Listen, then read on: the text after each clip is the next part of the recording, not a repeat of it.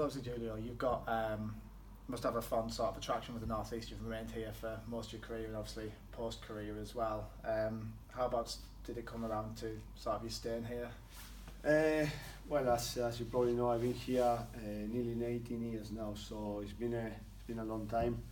And I retired when I was 32, 2013, and I went home for about 3 6 months, and then I was missing this place. So yes, I decided to come back. I done my football career, the majority of my football career here. So I decided to come back and do the qualifications, coaching qualifications, and start building up on that role. And yeah, I mean the place is great for me. And then after that, things like South Shields start building up. But yeah, it's been an enjoyable journey. Yeah. Obviously, you say you're working on your coaching qualifications. Would that be something you'd like to move into professionally, with like professional club or? At the moment I'm happy just coaching young kids from around 8 9 years old till about 14. In the future time, I never say never, but I feel more comfortable at the moment with young kids. First team players, older players. Sometimes issues can be a bit hard, to get your ideas through. Where young kids are prepared to listen more and follow instructions. So again, it's something that you build up. It's another career, but at the moment I'm happy to do what I'm doing at the moment. Yeah. Okay. So obviously you've had a nice sort of a long career in the North East. What would you say is your greatest moment as a footballer? I mean, great moments. You always, as a footballer, you're looking to win trophies. I guess personal awards and of course the priority is to win trophy with your team.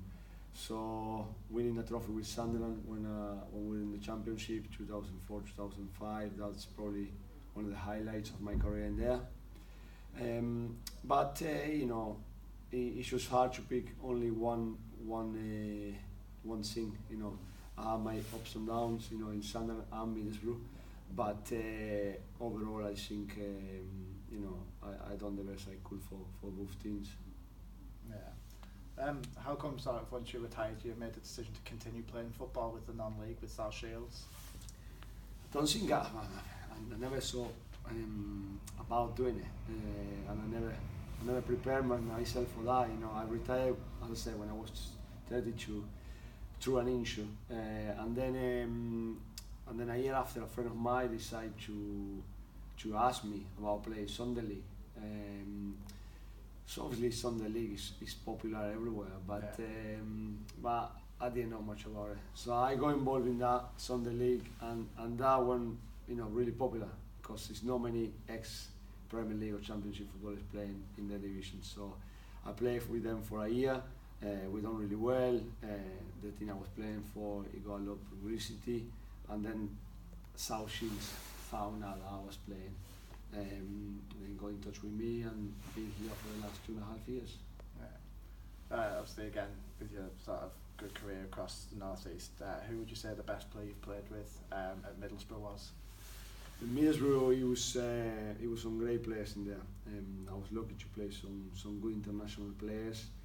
I mean, the manager was just retired when I got there, and he became manager. That is the actual manager in the national team, Gareth Southgate.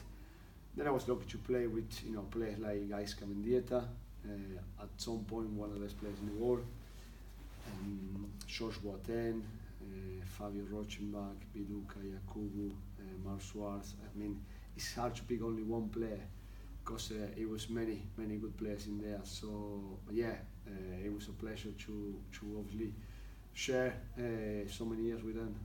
Obviously, arguably some of the best players in Middlesbrough history. You sort of must be happy to be part of that team, then working with those individuals on a day-to-day basis. And the main thing is you learn from them. I always say when you play with bad players, you become a bad player, and you learn from them. I was lucky to play with these kind of players where everyone was different, everyone came from different places, so I learned a lot. For example, Gaisca Mendieta, one of the most professional players I ever played with. He'll be there early in the morning and be the last one to leave in the afternoon. he was 34, 35, I think when I was there, so he could probably slow down, but he wanted to do everything right.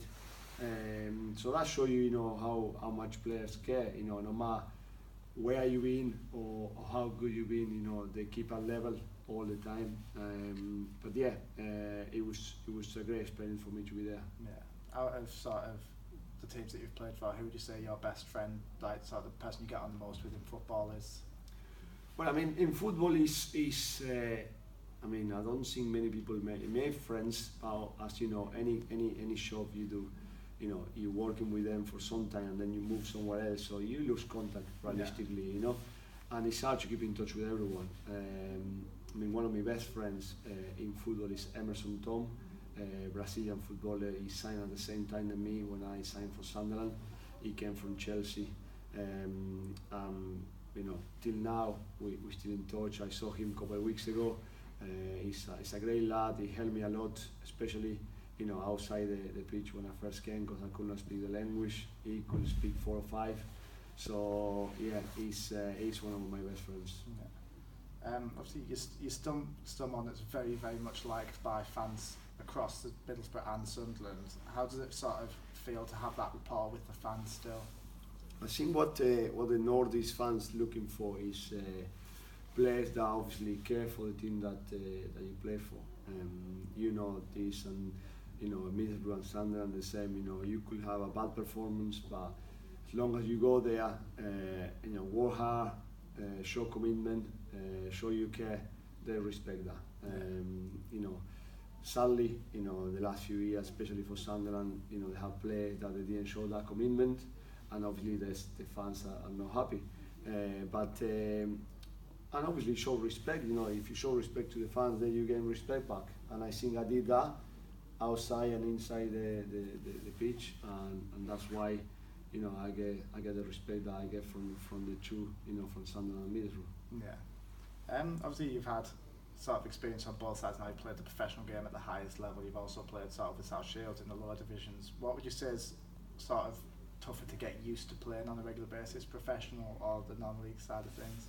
Well, I was talking with one of my friends over there about this. When you play in the Premier League, obviously you got a lot of players with a low quality, some of the best players in the world. The tempo of the game is quick, but you get a lot of time on the ball.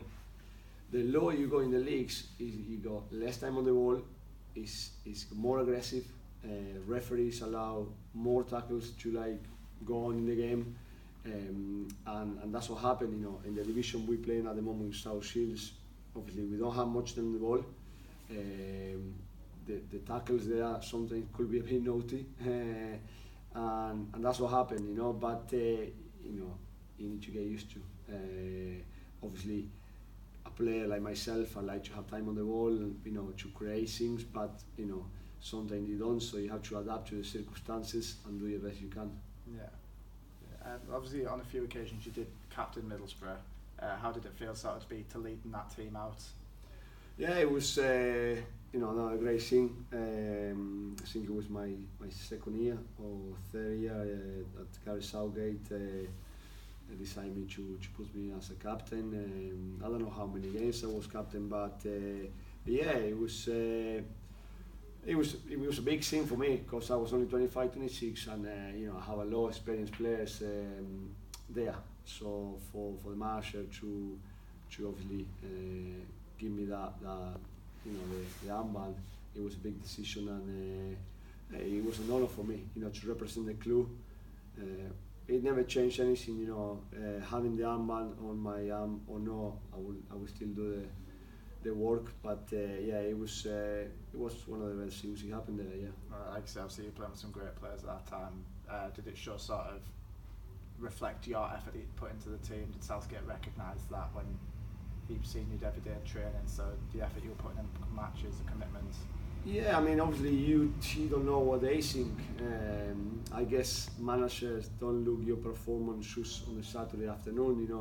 I guess they look the way you train every day, how professional you are, the kind of person you are. Do you respect the people around you?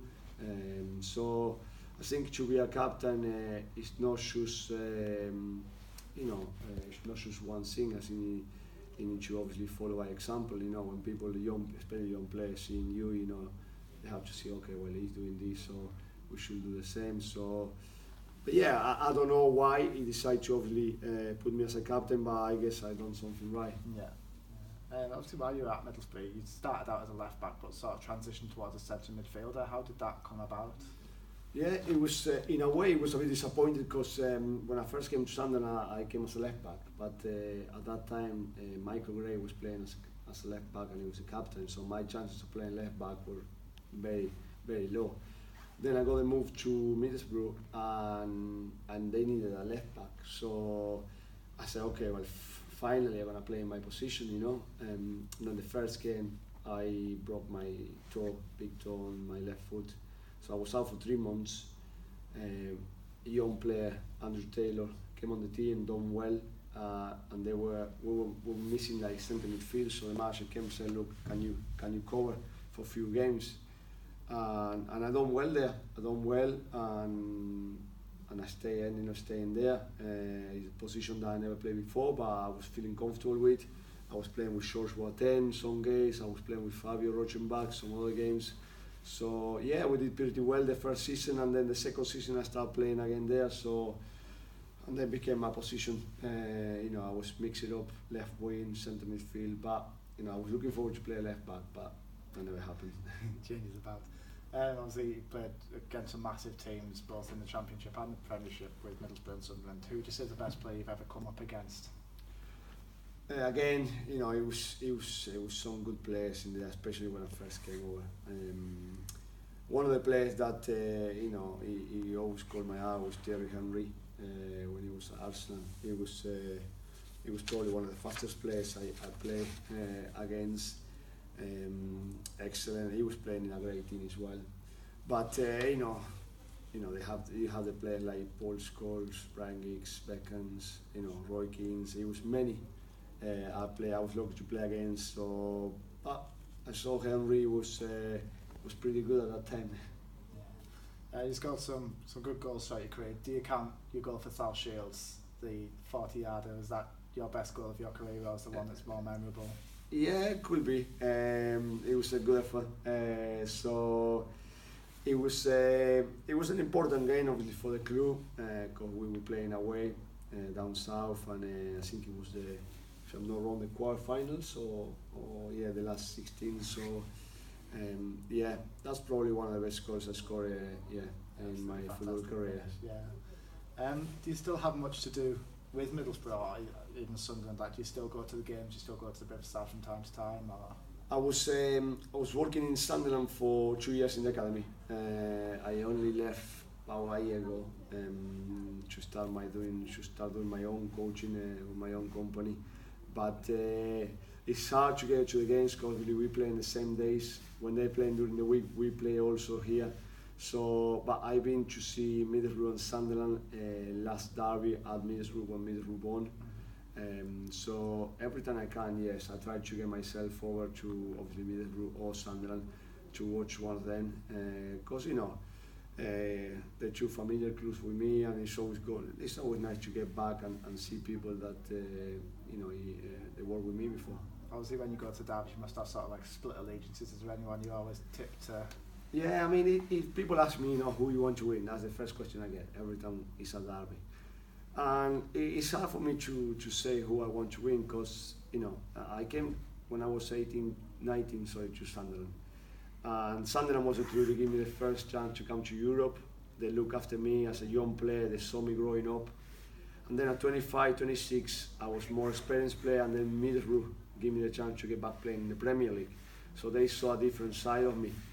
And again, Middlesbrough looked after me really well for 7 years, different managers, but great club. So, ideally, I wanted two clubs to do well. I like to see the two clubs in the Premier League. I know they are in two different situations now, and Boro is the one with the strongest chance to get back in the Premier League. So yeah, hopefully Boro get back in the Premier League, and hopefully Sunderland stay in the Championship. Yeah, and what do you think about the current situation at Sunderland? How do you think they've got into the situation they're in? Obviously, they had some good players when they came down still, but yeah, look, it's something that has been happening not just this year. It's been happening for the last 4 or 5 years. They've been escaping relegation after relegation. It happened in the Premier League a few times, and then the Championship, as I mentioned to you before, the lower you go in the leagues, the harder it gets. Obviously, Middlesbrough know that because it's not easy to get away from the Championship. And if Sunderland have to go to the League One, it's going to get harder. Why? Because every team want to beat the big teams. And at the moment in the Championship, Middlesbrough is one of the bigger teams. Sunderland is one of the bigger teams, and if Sunderland go to League One, it's going to stay the same thing going to happen. So hopefully Sunderland, they manage to sort something out. And if they get to League One, obviously a lot of change is going to have to be done in the club for them to get back in the Championship. Obviously, with Middleton, you never managed to make it to Wembley, but you did with South Shields. How did that feel to sort of go out and play at Wembley? It's just random, I always say football can take you to places that you never imagined. And if you asked me 10 years ago, will you play Sunday League? I said, what are you talking about? Will you play in Wembley with a semi-professional team? I would say, well, you're absolutely crazy. But since that happened, I never got a chance to play in Wembley when I was professional, and then I ended up in Wembley with a semi-professional team, winning a cup and going up the stairs and lifting the cup in there. So fantastic experience, great for myself and obviously for the club to be part of that. And we keep pushing to obviously give this club what they deserve. That's absolutely brilliant. Thank you. No problem. Thank you very much. Pleasure. Thank you. Just to get a photo. Yeah, of course. Yeah, no problem. Yeah.